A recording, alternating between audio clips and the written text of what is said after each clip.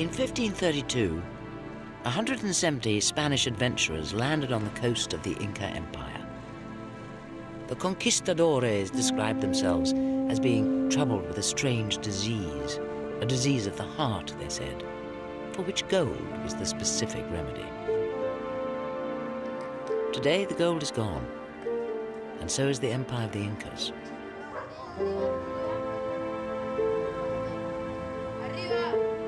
The Spanish came for treasure and found it.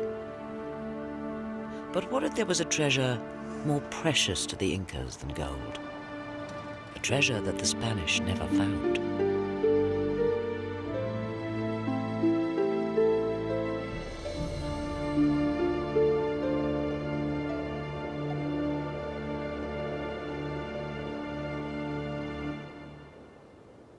When the Spanish arrived, the Inca Empire could field more than 100,000 men-at-arms.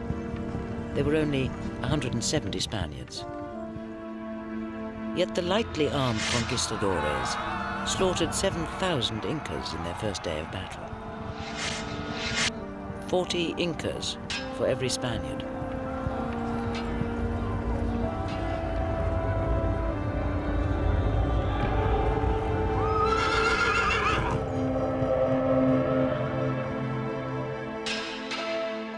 Within 50 years, out of a population of 7 million, 5 million were dead. How could an empire of the size and sophistication of that of Rome be defeated so easily? The Orthodox account, the Spanish account, is that it just was.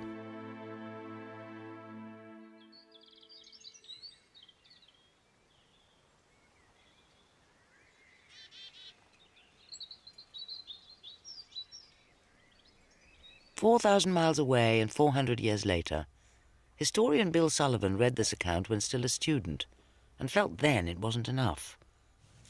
For over 20 years, Sullivan has traveled back and forth from his home in Massachusetts to the mountains of Peru in search of a deeper truth. He was convinced that behind the military clash, there had to be a more profound story, a clash of cultures, a collision between two incompatible ways of seeing and understanding the world.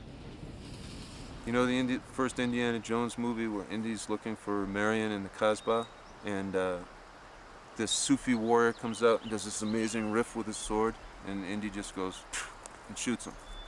That's the conquest. It's two totally different worlds, two totally different sets of objectives, and one of them had to lose out.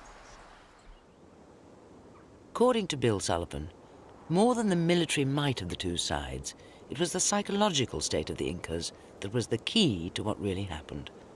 It's been his lifelong conviction that if he could get inside and understand the Inca mind, he would find a deeper history of the last days of the Incas.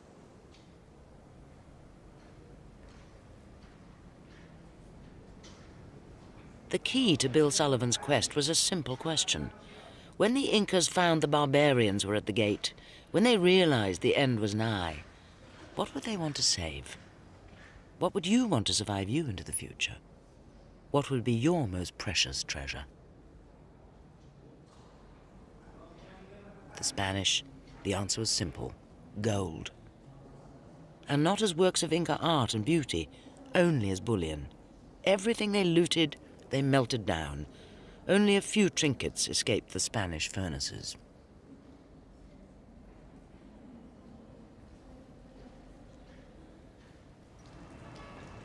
Bill believes for the Incas there was a treasure far more precious than gold, and thinks he knows where it's hidden.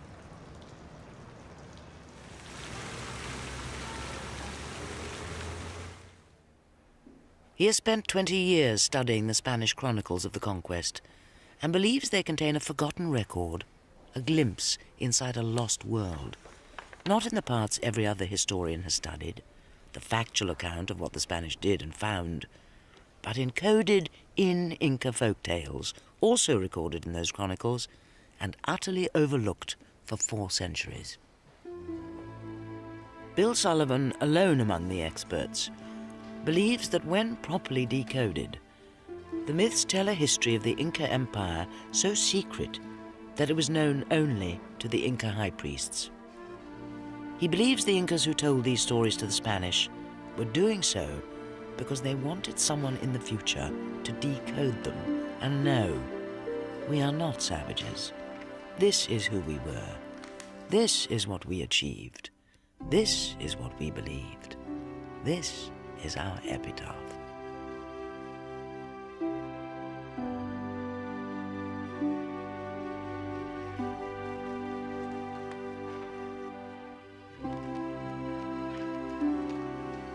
I think it's a shame that in our time we've sort of grown accustomed to thinking that the messages that come to us from the past through myth are somehow inherently meaningless, that they are sort of the poetic imaginings of savage people. Because it really misses the point, because there have been moments when I knew to a certainty that I was listening to a message that had been encrypted 1,300 years ago, 2,000 years ago, and meant to be understood. We owe the Incas a tremendous debt because they have allowed us a very, very kind of a clear window back into the past. History records the tragedy of the Incas. A once proud people were utterly defeated and humiliated, their culture swept aside.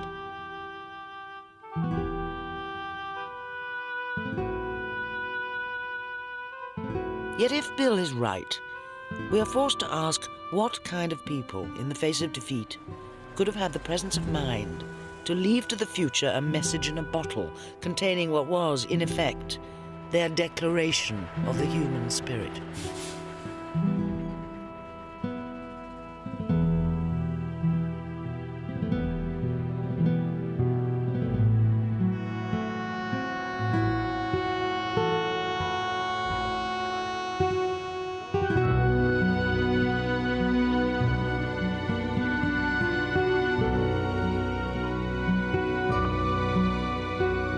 Bill Sullivan's research began where everyone has to begin, with what the Spanish saw and chronicled as they traveled up into the mountains.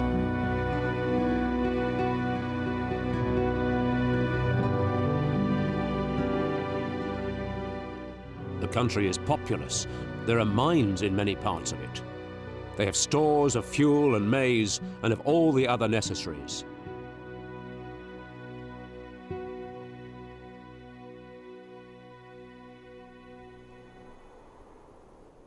We know the empire they found was only 90 years old, but it was the last and greatest expression of cultural ideas nearly 2,000 years old.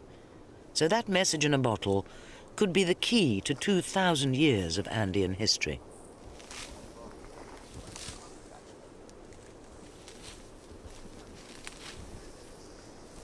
The chronicles were written by priests, by soldiers, and by administrators of the Spanish crown. And naturally, they had different perspectives. The administrators were interested in where resources were and in descriptions of the extent of the empire. But there's a human element that comes out in any one of these chronicles of a curiosity and an amazement at the sophistication and scale upon which this empire operated.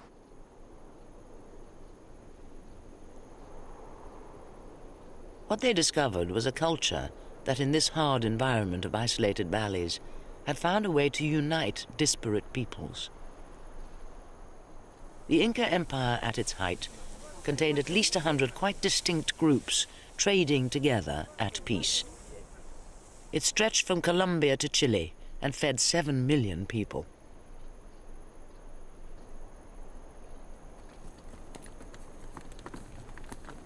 The ideals of cooperation that underlay the empire were its real genius.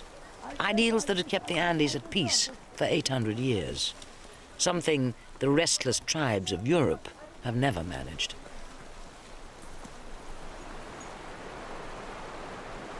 And we might never have known how all this was achieved, except for the Spanish.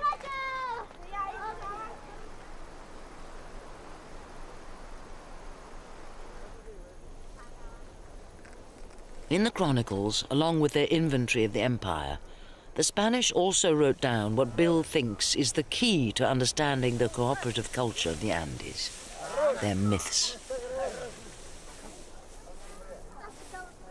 One of the remarkable services that the Spanish have provided to posterity is that they took down these myths in relatively pure form.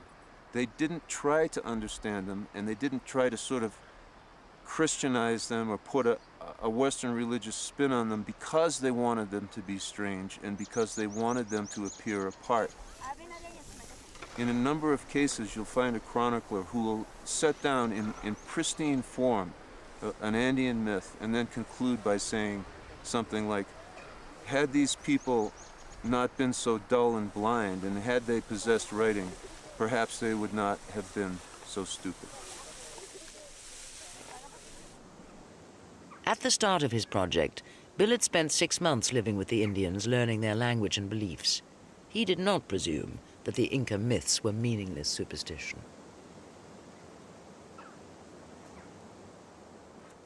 He'd studied the highly controversial hypothesis that a knowledge of astronomy had spread around the world before recorded history began, and that the great civilizations from China and India to Egypt all used the exact same code to preserve knowledge of the stars in myth.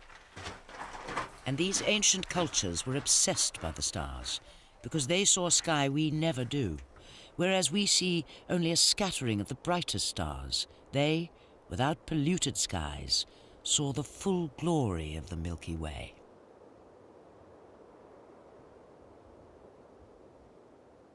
If Bill could prove that myths were encoded astronomy, it would rewrite ancient history. He believed that Inca astronomy was descended from that ancient tradition, and so could be the test case.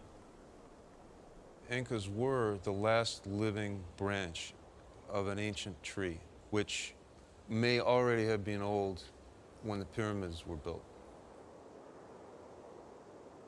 I was interested in the myths. I was looking for myths because I was working on the hypothesis that there was astronomy encrypted in them. However unconventional the idea, Bill thought he could test it. Like the Spanish priests before him, Bill went to the villages and collected the stories from those who still had knowledge of myths and stars. And the first myth he came across was the creation myth. Long, long ago, at Lake Titicaca, a tall, bearded stranger appeared with a staff in his hand. And he went to the island of Titicaca in the middle of the lake, and there he commanded the sun, the moon, and the stars to rise. And they rose. And at the same time, he took clay and made models, each of a man and a woman, and created the tribal ancestors of every tribe in the Andes. And to each pair he gave the language that they would speak, the songs that they would sing, the seeds that they would plant, and the dances that they would dance. And then he breathed on them and gave them life and told them all to go under the earth and to rise in their different homelands. And they rose from springs, from trees, from caves. And these places are called Pacarinas, which means places of dawn. What's phenomenally interesting about this myth is that when the Spanish appeared, they found that in the real world, these ideas were spread all over the Andes. Each tribe had a Pacarina, a place of dawning, and each tribe had a Huaca. The significance of the Huaca, which was a representation of the lineage ancestors of each tribe, was that the Huaca was in the shape of an animal or a bird, and that it represented a star or constellation, so that each tribal unit in the Andes considered itself to have come from the stars, and that when you died, you returned to the homeland of your Huaca in the stars. And so the metaphor is that each tribe and its homeland is like a constellation in the sky. And the chartered document of Andean civilization is contained in this myth because what it says is that despite vast differences between peoples as far as their language and customs, they are all united as children of a common creator And in the same way that the stars in the sky are all different from each other and each has its own particular location that it occupies, nonetheless, the stars move together in harmony.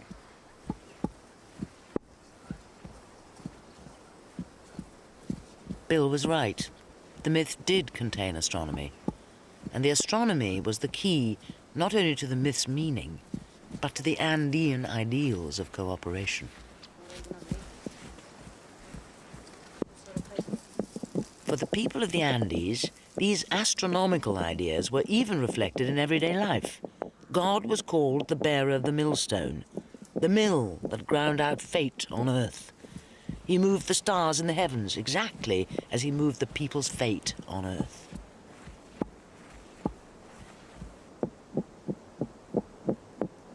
But in a collision between radically different cultures, such sophistication is nearly always lost upon the victors.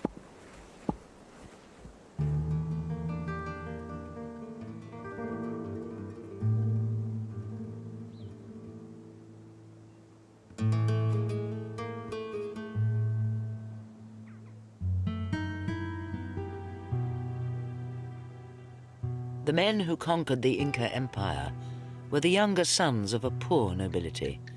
There were no prospects for them in Spain.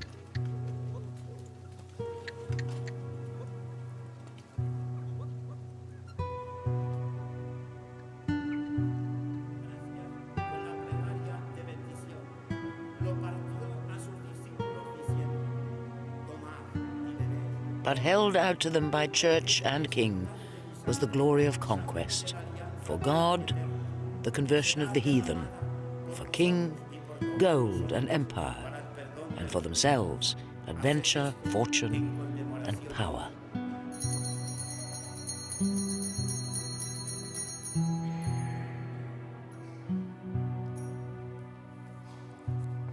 These were the conquistadores. Este es el sacramento de nuestra fe. Por eso, Padre de bondad, celebramos ahora el memorial de nuestra reconciliación. Proclamamos la obra de tu amor, Cristo tu Hijo, a través del sufrimiento y de la muerte en cruz.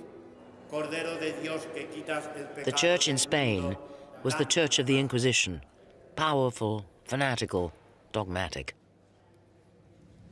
Este es el Cordero de Dios que quita el pecado del mundo. This was the church which insisted the sun revolved around the earth, and which rooted out the unbelievers and burned them.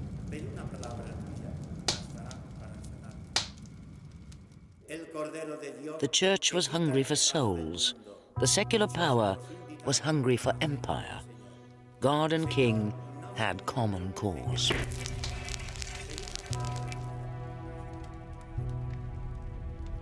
The armies of Christendom who turned back the Muslims from Europe were paid in Inca gold.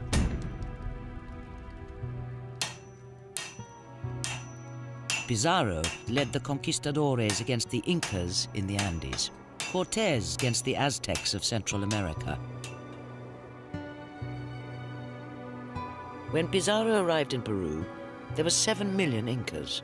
50 years later, 5 million were dead.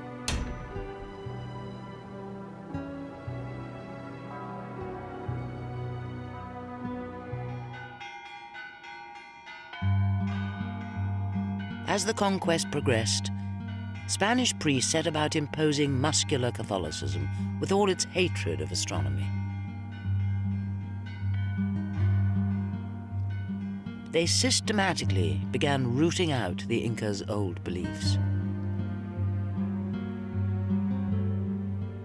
It is just one of the ironies of history that of all the things the Incas could have built their culture around, astronomy was anathema to the church.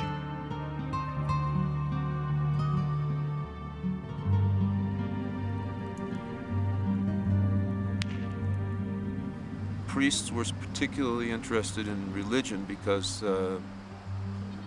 well, to be blunt, they intended to destroy it and they wanted to know their enemy. There was a death sentence for anyone who would have anything to do with the old religion, especially the astronomical religion, which quite frankly frightened the Spanish.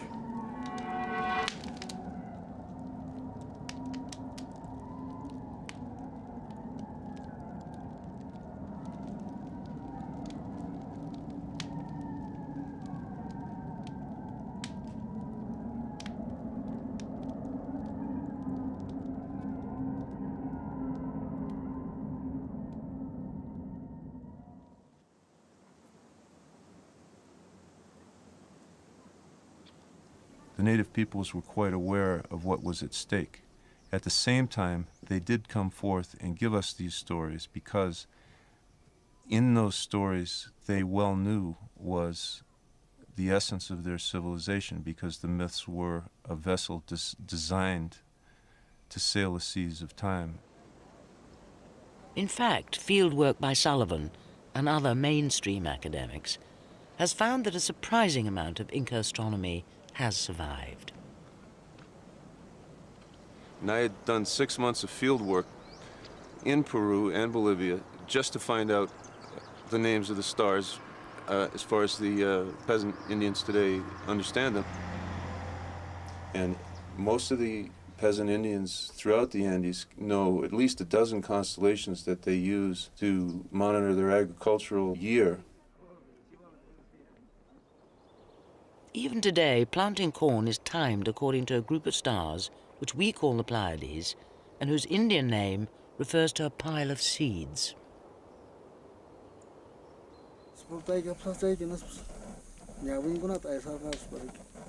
And it's this astronomy that, after his own fieldwork, Bill Sullivan believes he has found encoded in the myths.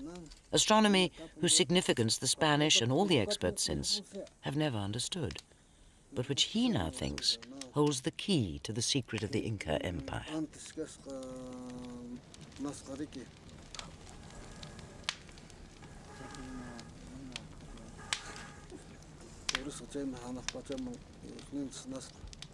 Long ago, so our grandparents tell us, there was a shepherd, and he went high into the mountains to visit his flocks.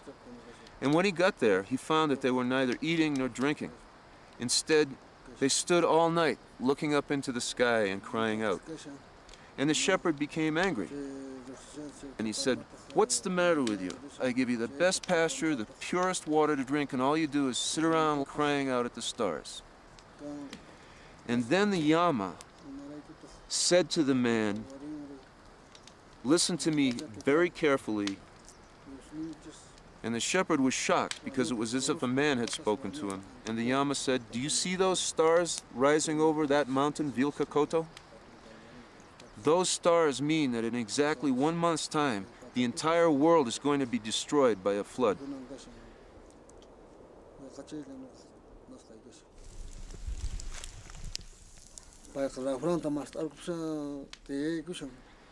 And the shepherd believed him, and he took his family, and he escaped to the top of the highest mountain in the world. And as the rains came, and it rained, until only the tip of the mountain stuck out of the water. And so crowded was it on the top of the mountain that Fox slipped and got his tail wet. And that's why to this day, Fox's tail is black. This unlikely story is what Bill had to turn into astronomy. His starting point was that from his fieldwork, Bill knew the Incas had constellations they called the Llama and the Fox. So were the adventures in the myth code for movements of the Llama and Fox constellations in the sky? The unique aspect of Andean astronomy is its use of a body of objects which we just don't have in our astronomy. They're called black cloud constellations, and what they are is large clouds of interstellar dust in the Milky Way, which appear sort of like inky black spots, and they have shapes and they have names. And the reason that it's unique to this region is because of the altitude. And in fact, we know from the chronicles that the priest astronomers frequented the same precincts as the Yamas, which is to say above 14,000 feet. And when you get that high, the sky is absolutely dazzling, and the Milky Way looks like a neon light. Well, that's an exaggeration, but the Milky Way is very bright. And these clouds they're right there, you can see them.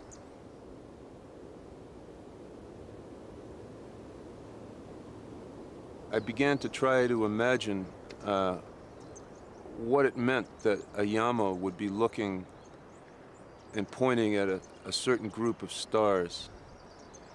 And I thought, well, maybe the Yama was looking towards sunrise, just before dawn, when the rising stars are extinguished. I began to think in those terms, that would mean that the Yama was setting in the east. And quite suddenly, it occurred to me that the name of the mountain, which was Huilcocoto, literally means Sun Pleiades Mountain, and that's probably as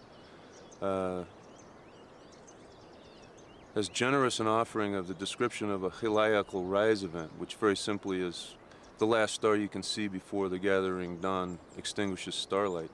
And so suddenly there was a picture of the Yama setting in the west and the Pleiades rising in the east, and as soon as I went to a star chart, I saw that is just how it is. They have the Yama sets at the same time the Pleiades rises.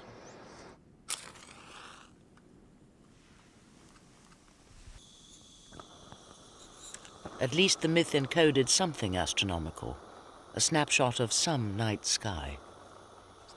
But if the stars had ever really been in that position, it was not easy to say. Because over thousands of years, the constellations move imperceptibly around the sky. Where Pisces was 2,000 years ago is where Aquarius is today, a movement known as precession. So to find that particular night sky, he needed to make the skies move back in time. Well, to be honest, it took me about 2 years to become even moderately comfortable with trying to close my eyes and imagine the Earth inside the fixed sphere of stars, and then on top of that the crossing of the plane of the ecliptic, and on top of that the angle of the Milky Way. But then when I wanted to try and set the whole thing in motion with a precessional wobble, no. My circuit board was overloaded at that point. To make time run backwards, he needed help from experts at the Boston Planetarium. This was the make-or-break test. I was very nervous when I was at the Planetarium, because I'd spent 2 years rummaging around trying to make sense out of it, and I really felt that I'd got it. I really felt this had to be it. And if it hadn't worked out in the planetarium, I was out of bullets.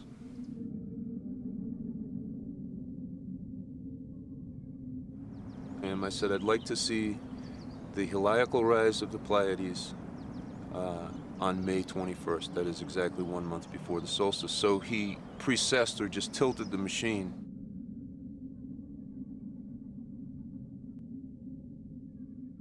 And when he got to 650 AD, he said, there's your date. Miracle of modern science. And I was stunned. So there were the Pleiades appearing over the horizon just as the sun rose, exactly as the myth had described. Of course, it could have been just a lucky coincidence. But if the myth is about June solstice, they'll give you a cross-check at December solstice. Then I said, I'd like to see the heliacal rise of the Milky Way at December solstice in 650 AD. And lo and behold, there's the fox rising, and the horizon cuts his tail, and just as the myth says, his tail is in a drink, and that's why Fox's tail is black.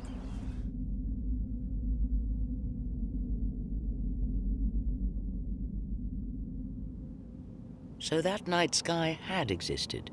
He knew he was looking at the stars as the Andean priests had seen them in 650 AD. The next question was, why had they felt it important enough to encode the June solstice in a myth? Was the myth a clue to some event they wanted to commemorate? Had something happened on that date? What we found is that for the first time in about 800 years, the Milky Way was no longer visible on the horizon. Well, so what? In fact, the Milky Way was of supreme importance in Andean cosmological thought. The Quechua word for the Milky Way is Mayu, and that means river.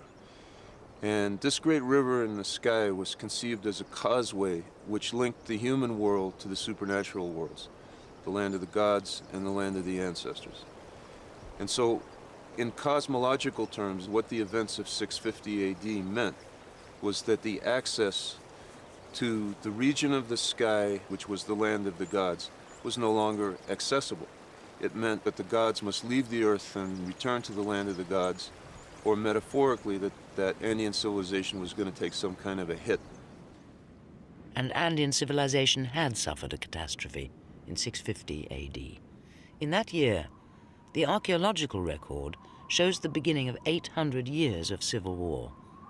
The long era of living together in harmony, which had begun in 200 BC and was recorded in the creation myth, was over, and the myth marked the boundary.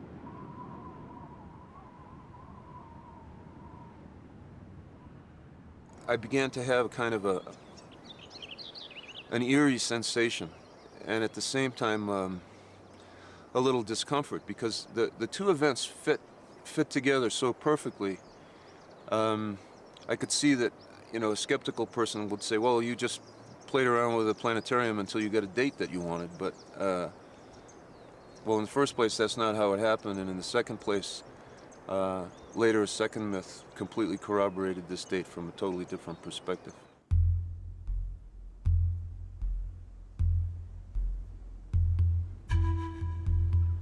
After 5 years of painstaking work, Bill Sullivan felt he had at last his first glimpse into the mind of the Incas. He was beginning to understand how they conceived of the world, the first step in reconstructing Inca history and culture.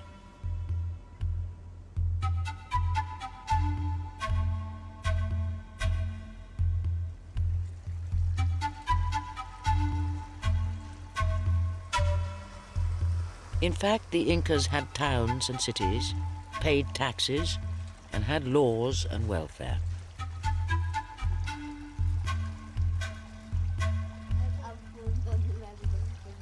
They had ended 800 years of civil war and had returned peace and abundance to the Andes. The Incas respected ethnic and religious differences. The taxes they gathered, they used to feed the poorest. And everything they did on a practical level was tied up with their myths and their religious beliefs. Bill's claim was that all of this was also tied up with astronomy. But so far in the myths, he'd only decoded the meaning of animals and people.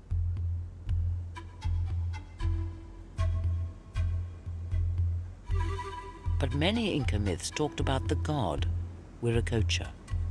Could myths about their god be decoded into astronomy as well? Or was this where his ideas broke down? The second myth that I found was a description of the last days of Viracocha on Earth.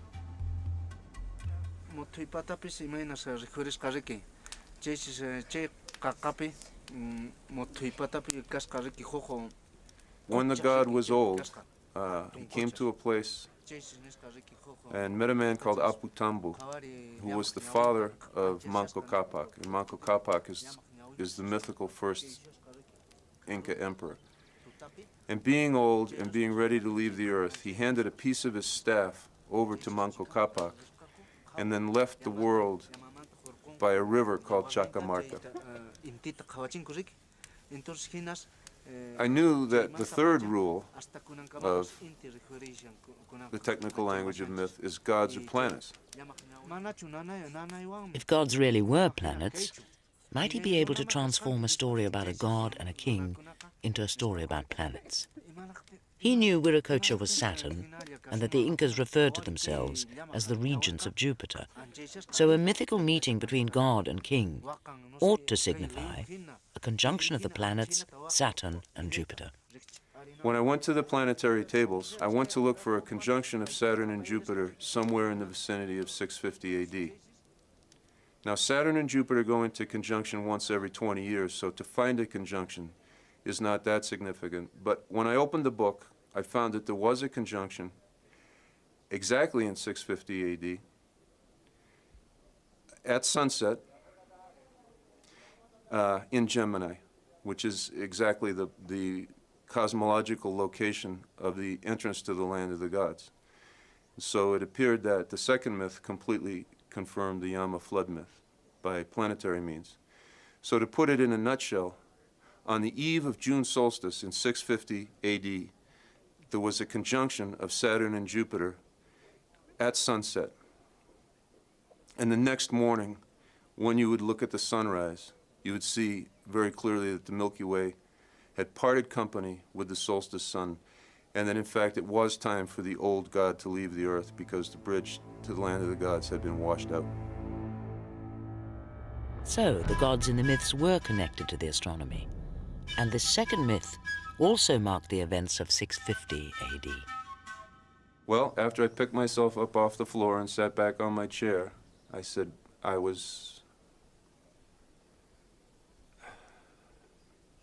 felt like I was being talked to across a vast gulf of time from 650 AD.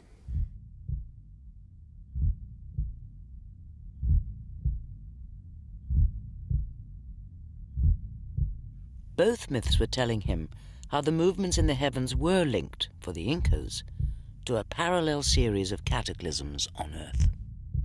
It's just a straight fact that every time gain or loss of the Milky Way occurred from 200 BC right up to the Spanish conquest, an archaeologist would say at exactly that same time the most significant events in the Andean archaeological record occurred.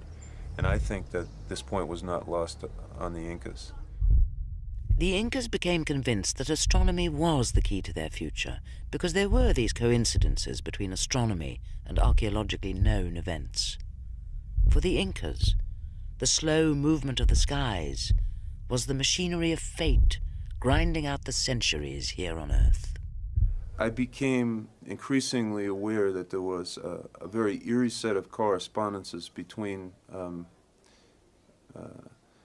the position of the Milky Way at the solstices and the unfolding of Andean history. And I'm not an astrologer. I don't know anything about astrology. I'm not particularly interested in astrology. But I must say that if you are someone who has a bent in that direction, as certainly the priest astronomers in the Andes did, then the eerie coincidences involved must have got their attention. We know that the Andean interest in the stars goes way back in time, and it's not just that it's the greatest light show available. It's not just that at these high altitudes the Milky Way is intensely brilliant and every star is clearly visible. I think it goes beyond that because there's some kind of an innate human connection with trying to understand patterns in the sky, and I believe that that's what the Incas and all the Andean peoples were about, that they were trying to model Earth by heaven. The Incas, like all human beings, didn't want to live in a meaningless world. They wanted to live in a world that had a purpose, God's purpose.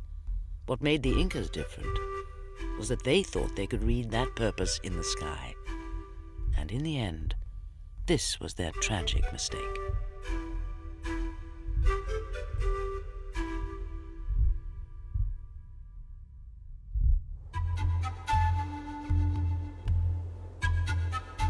Bill now knew that it was because the Incas were so caught up in the unfolding of their fate that when the Spanish arrived, the Incas couldn't see them for what they were, but instead thought them part of God's purpose. This is what had been missing from the conventional story. This was the clue to the deeper history.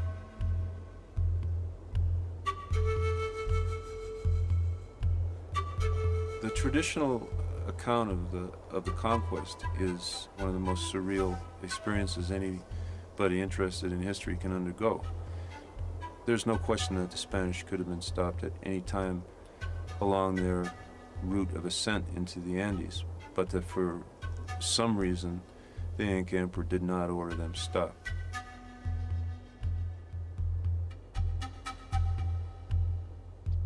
Even the Spanish began to wonder why they weren't attacked.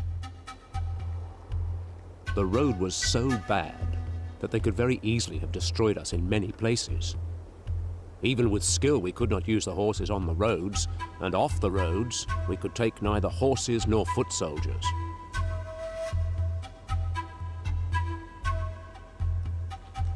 We know so little about the Inca mind. No one knows for sure why the Inca leader Atahualpa did not crush the Spaniards when they were vulnerable.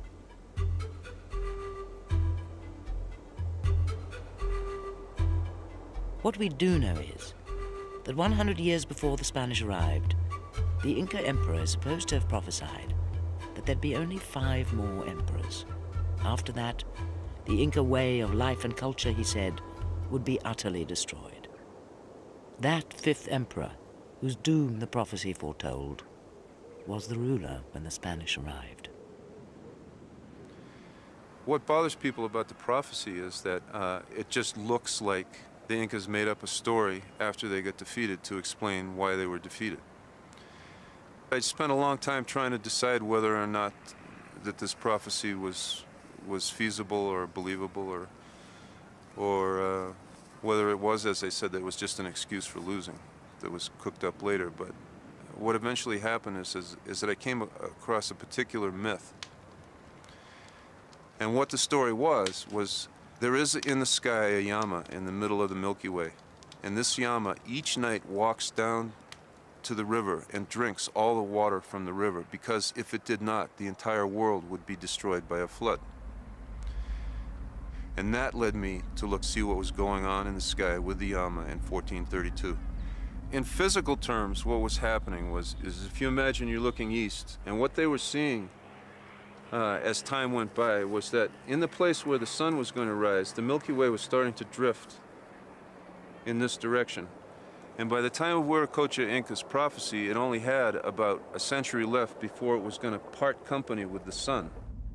To the Incas' way of thinking, only at the dawn sun rises, where the Milky Way crosses the horizon, a spot marked by the Llama constellation, can its rays throw a physical bridge down from the sky to the earth.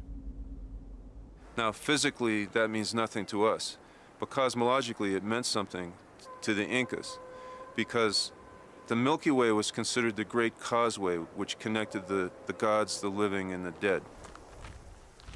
The Incas believed that they depended on those relationships with the gods and the ancestors. But what Bill realized was that the Incas had seen a horrifying parallel. When the connection to the land of the gods was lost in 650 AD, that had ushered in centuries of civil war. 800 years later, the connection to the land of the ancestors was going to be lost. What catastrophe was this to herald? Well, I went to 1432 to look at what was happening at December solstice. And lo and behold, there was just a smidgen of the Milky Way left in contact with the horizon at the point where the solstice sun rises. And I watched it move out for a century until the conquest, and bada bing, bada boom. It was just as the Milky Way lost contact with the solstice sunrise that the Spanish arrived. By November the 15th, 1532, the 170 Spaniards finally confronted an army of 40,000 Incas. We never thought that Indians could assemble such a force. Nothing like this had been seen in the Andes until then. We were all filled with fear. Few slept. I saw many Spaniards urinate in pure terror without even noticing it.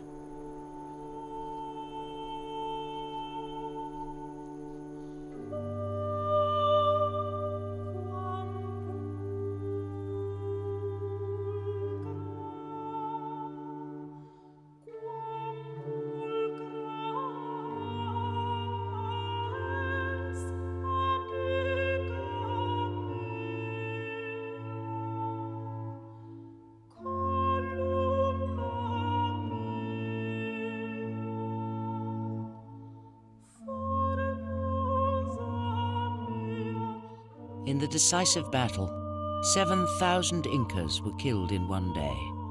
They didn't even raise a weapon in their own defense.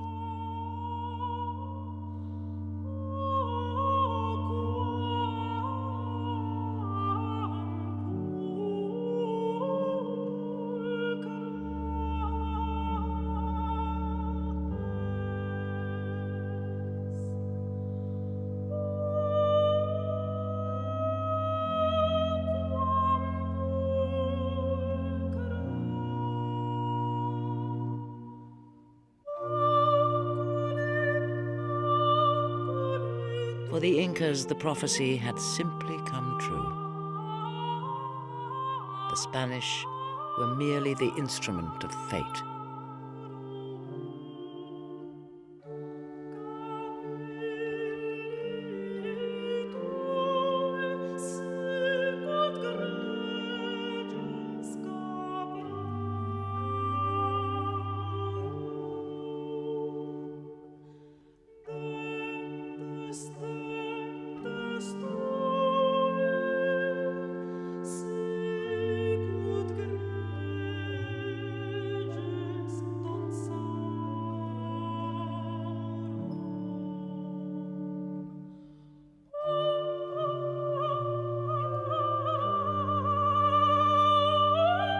After the Battle of Cajamarca, little stood between the Spanish and the heart of the Inca Empire, the holy city of Cuzco.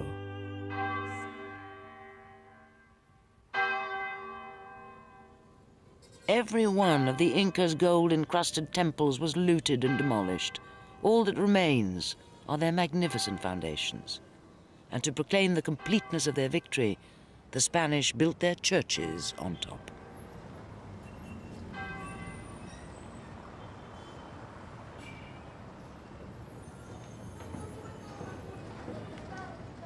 The king and his armies had had their victory. Now the church wanted its own. Now the battle was for hearts and minds. For victory over the Incas to be complete, the old religion had to be wiped out and Catholicism imposed. For the Spanish, the story was complete. The church had got its souls, the king had his gold and empire. And in the clash of cultures, the Incas lost, drowned in a rising tide of progress. But Bill knew the history was not really that simple. The Incas and their culture had never completely disappeared. The battle for their hearts and minds had never been completely won.